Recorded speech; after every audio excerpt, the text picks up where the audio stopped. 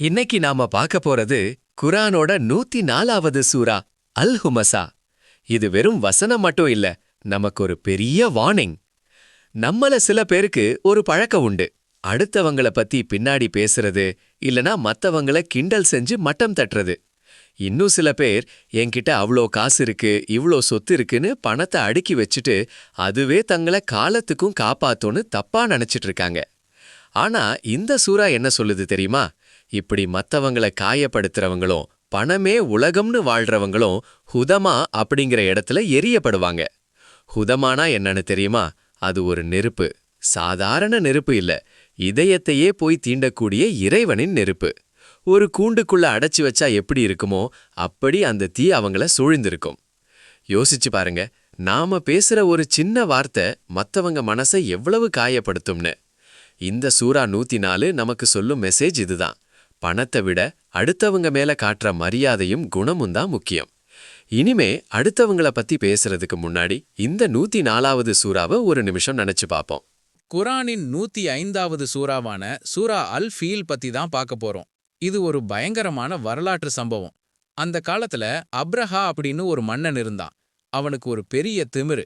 மக்கள் எல்லாரும் காபாவை நோக்கி போறத தடுத்து அவன் கட்டுன ஒரு இடத்துக்கு வர வைக்கணும்னு நினைச்சான். அதுக்காக அவன் ஒரு பயங்கரமான பிளான் போட்டான். பெரும் படையோட, குறிப்பா பெரிய பெரிய யானைகளை அழைச்சுக்கிட்டு காபாவை இடிக்க கிளம்புனான். நம்மள எதிர்க்க யாருமே இல்லைங்கிற திமிரு அவன்கிட்ட இருந்துச்சு. ஆனா படைத்த இறைவன் அவன் போட்ட எல்லா திட்டத்தையும் அப்படியே தலைகீழா மாத்திட்டான். அவன் செஞ்ச சூழ்ச்சி எல்லாம் அவனுக்கே எதிரா எப்படி முடிஞ்சதுன்னு தெரியுமா?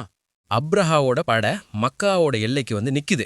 அங்க இருந்தவங்க எல்லாம் பயந்து போய் மலைகளுக்கு பின்னாடி ஒளிஞ்சுக்கிட்டாங்க. அப்போதான் ஒரு ஆச்சரியம் நடந்துச்சு. ஒரு பெரிய இராணுவத்தை அழிக்க இறைவன் இன்னொரு இராணுவத்தை அனுப்புனான். ஆனா அது மனிதர்கள் கிடையாது. வானத்துல இருந்து கூட்டம் கூட்டமா சின்ன சின்ன பறவைகள் அபாபில் வர ஆரம்பிச்சுது. அந்த பறவைகளோட கால்லையும் வாயிலையும் சின்ன சின்ன கற்கள் இருந்துச்சு. சாதாரண கற்கள் கிடையாது, அவை சுடப்பட்ட களிமண் கற்கள்.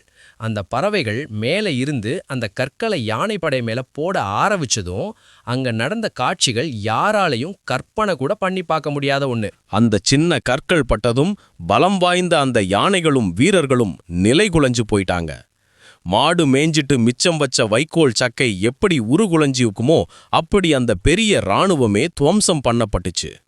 தன்னோட திமிராலையும் அதிகாரத்தாலையும் எதையும் செஞ்சிடலாம்னு நினைச்ச அப்ரஹாவுக்கு இது ஒரு மிகப்பெரிய பாடமா அமைஞ்சுது.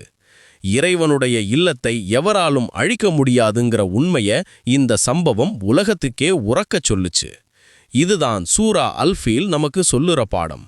அநீதி எவ்வளவு பெருசா இருந்தாலும் அது ஒரு நாள் அழிஞ்சே தீரும்.